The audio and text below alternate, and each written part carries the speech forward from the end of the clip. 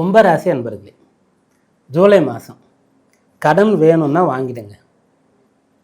கல்யாணம் பண்ணவங்க இந்த மாதத்தில் வாழ்க்கை துணை இடத்துல ரொம்ப எச்சரிக்கையாக கவனமாக இருக்கணும். உங்களுக்குள்ள கருத்து வேறுபாடு பிரச்சனை வருவதற்கு இடம் தரவே கூடாது.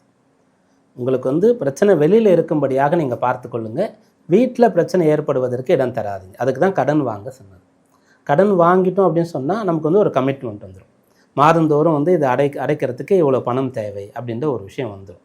அப்போ நமக்கு வேலையில் பிஸ்னஸில் கவனம் அதிகமாக போகும். அதனால் யாருக்கெல்லாம் கொஞ்சம் டைம் அந்த டைமில் சப்போர்ட் பண்ணலையோ, பிரச்சனை வரணுன்றது இருக்கிறதோ, சுப செலவு செய்யுங்கள். நீங்களாகவே முன் நல்ல விஷயங்களுக்காக கடன் வாங்குங்கள் அப்படின்னு சொல்லக்கூடிய அறிவுரையை நம்ம கொடுப்போம். இதெல்லாம் இப்போ தான் சாத்தியமாகுது. அந்த காலத்தில் இதெல்லாம் சாத்தியமே இல்லை. ஏன்னா அப்போல்லாம் ஒருத்தர் கடன் வாங்குறது அவ்வளோ ஈஸி கிடையாது. வாங்கக்கூடிய கடனுக்கு உண்டான அளவுக்கு அவர் இடத்துல ஏதாவது இருந்தாராம் கடன் கொடுப்பாங்க. இப்போலாம் எதுவுமே இல்லைன்னா கூட கடன் கிடைக்கக்கூடிய அம்சங்கள் இருக்கிறது. அதனால் கடன் வாங்குறதுன்னு சொல்லக்கூடிய ஒரு விஷயம் உங்களுக்கு பரிகாரமாக இருக்கும். 6ஆம் பாவத்தில் புதன் சஞ்சரித்து கொண்டிருக்கின்றார். சூரியன் அவரோடு சேரப்போகின்றார். 6ஆம் பாவம் வலுக்கின்றது. அதன் பிறகு விரையாதிபதியாக இருக்கக்கூடிய ராசி அதிபதியாக இருக்கக்கூடிய சனி 2ஆம் பாவத்தில் இருக்கார். தனஸ்தானத்தில் ராசிநாதன் அவரே விரையாதிபதி சேர்ந்து இருக்கார். அப்போது விரயம் செலவு ஆகும் அப்படின்னு சொல்லக்கூடிய விஷயம், கடன் வாங்கி செலவு பண்ணுறது அப்படின்னு சொல்லக்கூடிய ஒரு விஷயம் இப்போது இருக்கின்றது. அப்போ கடன் வாங்கி எதுக்கெல்லாம் நம்ம செலவு பண்ணலாம், எதுக்கெல்லாம் கடன் வாங்கலாம் அப்படின்னு பார்க்கும்போது, இப்போது இந்த மாதத்தில் 4ஆம் இடத்துல சுக்கிரன் இருக்கு.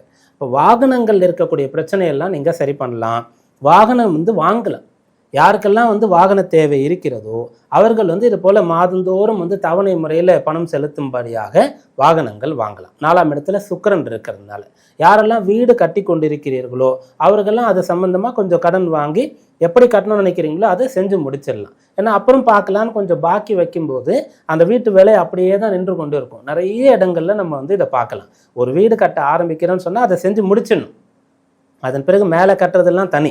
ஆனால் அந்த கீழேயே கட்டுற இடத்துலையே ஏதாவது ஒரு வேலையை பெண்டிங் வச்சுட்டு அப்புறமா செஞ்சுக்கலாம்னு சொன்னால் அது மீண்டும் செய்கிறதுக்கான டைம் வர்றது ரொம்ப கஷ்டமாக இருக்கும். அப்போது நீங்கள் வீடு சம்பந்தமான விஷயங்களுக்கு கடன் வாங்கலாம், வாகனம் சம்பந்தமான விஷயங்களுக்கு கடன் வாங்கலாம்.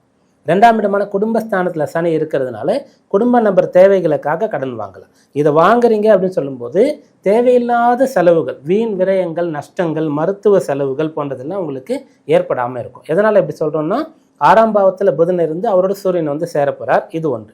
அப்புறம் ராசிக்கு 7ஆம் இடத்துல கேதுவோடு சேர்ந்து செவ்வாயுடைய சஞ்சாரம் இருக்கின்றது.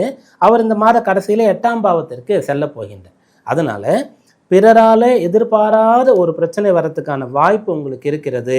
நீங்கள் கவனமாக இருக்கணும்.